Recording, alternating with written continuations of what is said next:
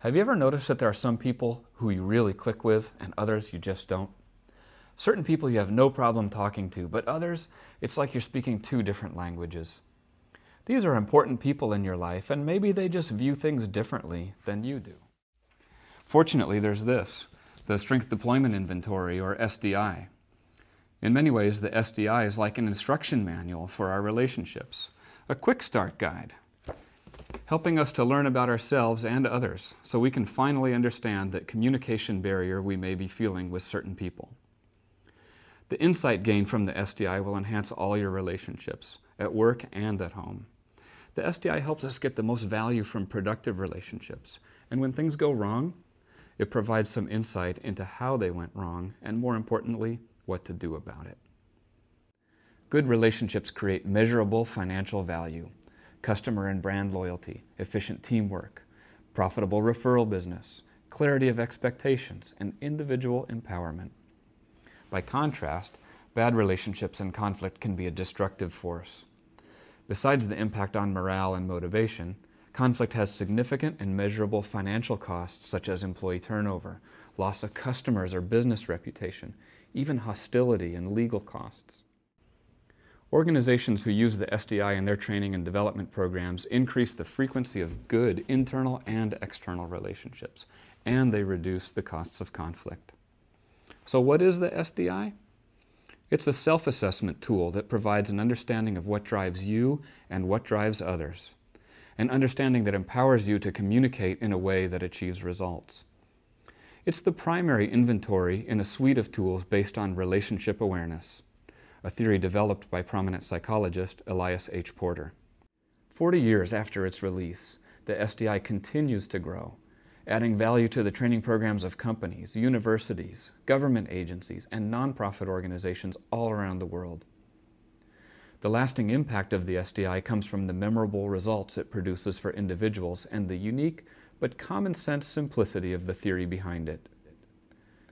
The SDI helps us go deeper in our understanding of behavior by taking a look at motivation or purpose. If behavior is what we're doing, motivation is why we're doing it. Knowing the motivation behind behavior is the key to understanding yourself and others. When you know what's important to people, you can more accurately interpret their actions and words and choose better approaches in your communication. Think of behavior like a buoy floating on the water. The buoy appears to float on its own, rising with the waves, moving with the current, but we all know that the buoy is connected to an anchor.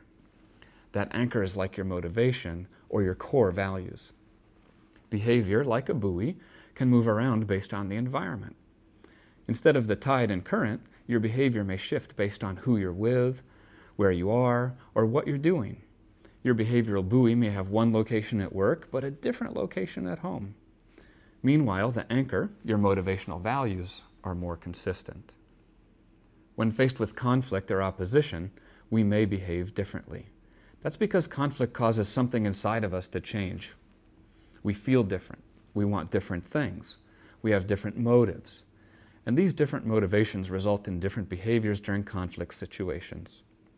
Have you ever noticed that when conflict starts, some people want immediate action? Some want to think about it. And others just want everyone to get along. Many training and development efforts focus on improving on weaknesses. Relationship awareness recognizes that a weakness can be nothing more than a strength taken to excess or misused. For example, let's say you appreciate that I'm flexible, yet there may be times that my flexibility prevents me from making a decision, and that frustrates you.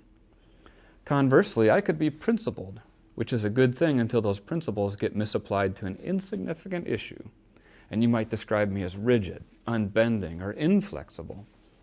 A lot of the conflict we experience comes from different perceptions of strengths. If I think I'm flexible and you think I can never make a decision, we've just found the door to conflict. Whether we walk through it or not is a decision we can make more effectively with the insights gained from the SDI. We all see things in different ways. We filter and interpret what we see, feel, and hear. It's like we're all looking through different colored sunglasses. Let's pretend these red sunglasses represent the filter of my motivational values, and that these blue or green ones represent your filter. It's easy to understand how we will see things differently and perhaps draw different conclusions about what we see because we are filtering the information differently. The SDI helps us to understand not only our own filters, but the filters of other people. And it makes it easier to look at things through another person's eyes. Part of what makes the SDI so memorable for people is the use of color. In fact, the SDI was the first self-assessment to use colors as shortcut names for inventory results. The use of blue, red, and green helps people easily remember their results and provides a common and neutral language for conversations that might otherwise be difficult. Each individual's result is displayed as an arrow on the triangle, with the dot representing motivational values and the arrowhead representing the changes in motivation during conflict. When several individual results are displayed on the same triangle, we begin to see a picture of the group dynamic, both when things are going well and in conflict.